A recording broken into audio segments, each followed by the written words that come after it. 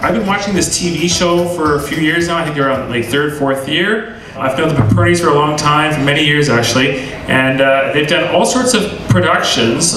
They do a lot of different food shows. So aside from Eat Street, the one with Bob Bloomer, what was that called again? That's the Glutton for Punishment, right? So they've done that one. They're now actually about to do Chopped. There's a whole bunch of different things coming out.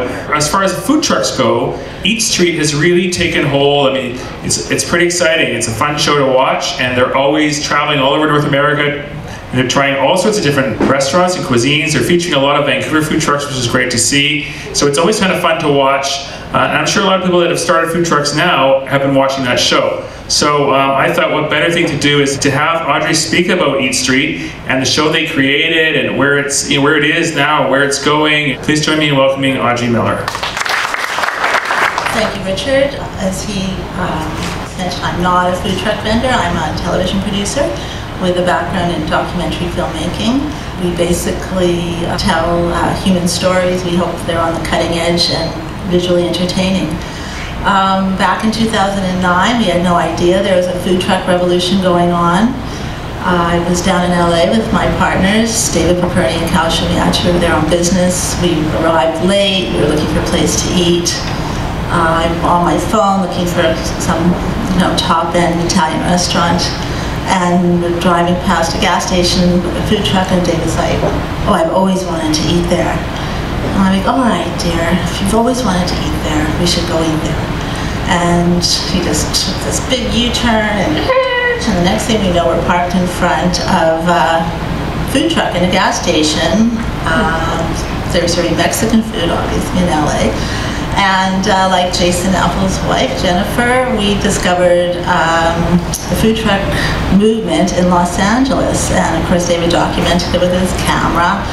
We came back to our development team in Vancouver and showed them where we were, what we ate, and what it was like. And they sort of found out, did what they do best, research, and discovered that, yeah, there's stuff happening. It was mainly happening in the States. It was happening in Seattle, Portland, LA, Austin, New York.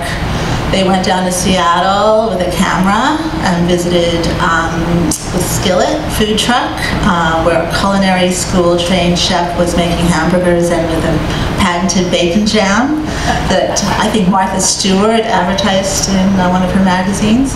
And Verace, run by a retired school teacher, probably laid off, who built his own clay pizza ovens and had the science down to, take 60 seconds to make a pizza. And people were lined up for these trucks, and the food was beautiful, it was fresh, it was local, organic whenever possible, and people just ate it up, literally. So we obviously have a history with the Food Network. We've been producing series for them over a dozen years. And they were also looking for the next big thing, right? Television was changing, television viewing was changing. People don't, it's not appointment television anymore. You don't sit down for half an hour and watch your show. You're clicking constantly online, on air, on phone, whatever. So it's got to be fast, it's got to be snackable, as David says, and it's just, you dip in, you dip out. And so our concept for Eat Street was 4 food carts per episode, 5 minutes each, or give or take. And the beautiful thing about food truck vendors and the food cart movement is not only the food, which I'm telling you, I watch every episode. I finally put my foot down and said, no more screenings before lunch, because it was killing me. You just sit there, and it's beautiful looking food. But the people who run these carts all have an interesting story to tell. And we sort of were able to find a wonderful system to allow them to tell their stories while they're talking about their food and their passion.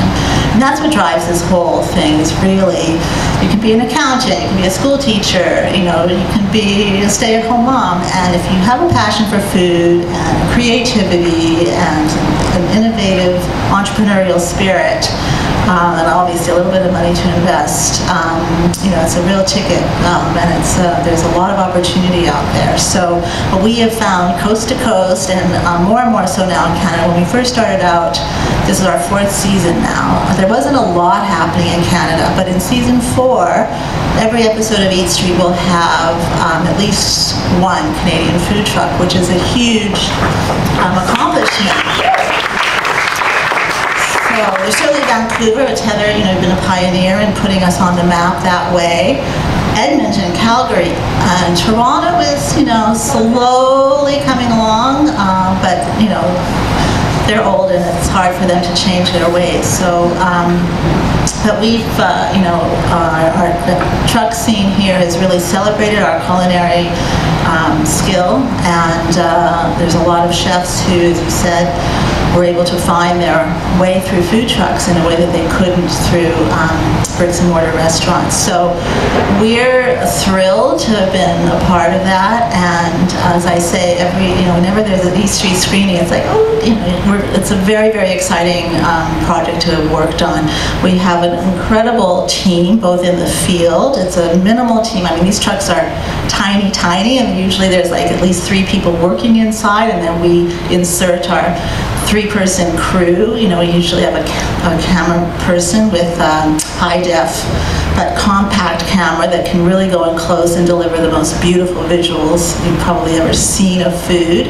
And our director, of course, who interviews both the vendors and the patrons. And there's always a food blogger who's going to tell you what the culinary features of the food are. So it's a wonderful system that we've got going. And then, of course, our editing team just has it down, and we cut it really fast, fun, with great graphics and music.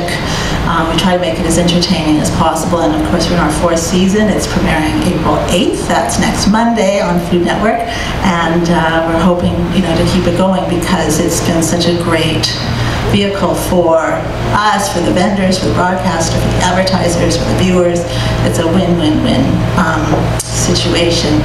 I should also say, as Clement was saying about the Tigre, that one of the things about the food truck revolution is that it's really been built on social media.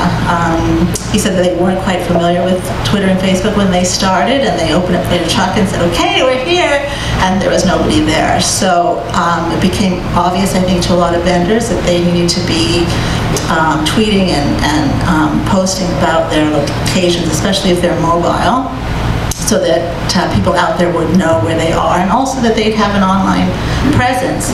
And it's funny because Cal Shimiacha, our partner, used to walk around the office when we first got our green light from Food Network and said, gee, wouldn't it be great if we get an app where you could sort of turn on your phone and then find out where the nearest food cart was. And I'm like, yeah. This was like 2010, before everyone had an iPhone, and we didn't really take them very seriously. But then we were working with a woman named Alexandra Samuel, who was running the Social Interactive Media Center at Emily Carr, and she was consulting with us around how we could broaden our television programs onto multi-platform, like what kinds of things we could do to get our shows out there. And when she heard Cal sort of mumbling about this app, she was like, wait a second, and she went back and she mocked up all these pages that illustrated how an app might work with should be a food cart locator. And we took her to Toronto, we put her in front of the Food Network, and we pitched the idea of having a companion app for the show. This was even before we had delivered an episode, and they said, yeah, really good idea. So Alex got us in touch with Invoke Media, who were the designers of Hootsuite, among other things, Foodie, other social media vehicles. And it was a great partnership, and they really taught us the value of using social media for food trucks. And our app was launched concurrent with the launch of our first episode of season 1 in think it was April 2011, so 2 years ago.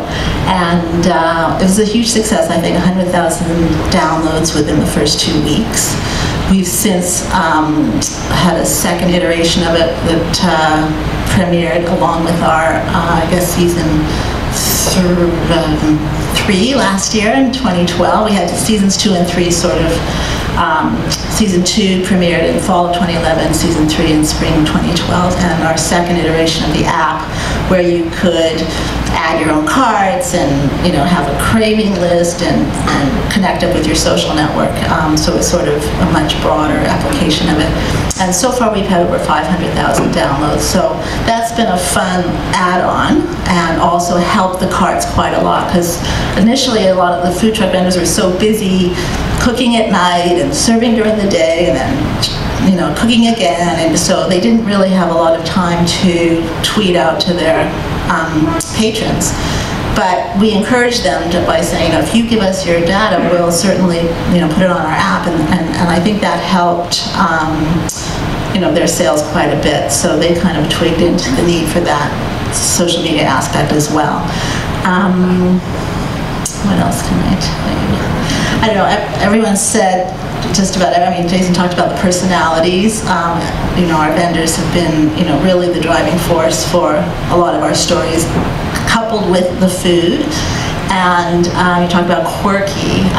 There's been incredible fusion, not only ethnic fusion with food, Korean tacos or meatball burritos or whatever it is, but you can get a Philly cheesesteak in Lansing, Michigan, or you can get a tuna tataki taco in Providence, Rhode Island. So unlikely, or what else do we have? Po' boy sandwiches in Portland, I think. So stuff that just sort of transplants across the continent, because people move around so much and they bring with them their culinary traditions. And so much of the recipes that we've found are sort of, this is what my mother used to make in the Philippines or in Korea or in Vietnam or in Cuba, so it's been a real fun education just in what's possible, and really any combination is possible.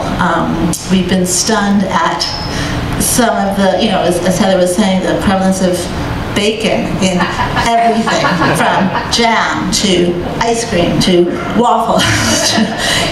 Pork is really, really big in any form,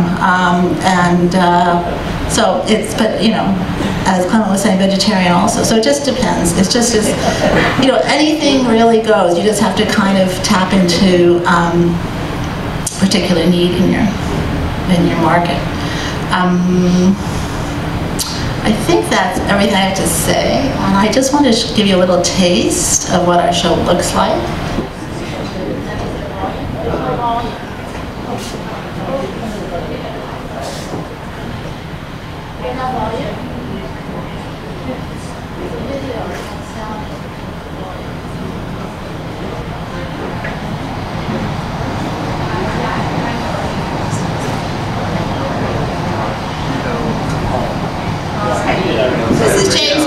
He's our host. He's been traveling around New York. I didn't tell you about our cookbook. Oh my God. We have a cookbook. It's just out on the market in Canada, the US, and we're giving away one copy tonight, but it features 150 of our tastiest recipes from across North America, from all 4 seasons. It's published by Penguin Canada, and their imprint in the States, Pintail. It's gorgeous. We have incredible photography from a guy named Ryan Schultz in Toronto, and that was a fun experience. James is a stand-up comedian. He wrote the copy for the cookbook, so it's pretty entertaining. So it's available on Amazon, it's available in chapters, but it just, again, the food truck revolution, it lives on in many forms. Let's have to watch the show Monday, April 8th on Food Network.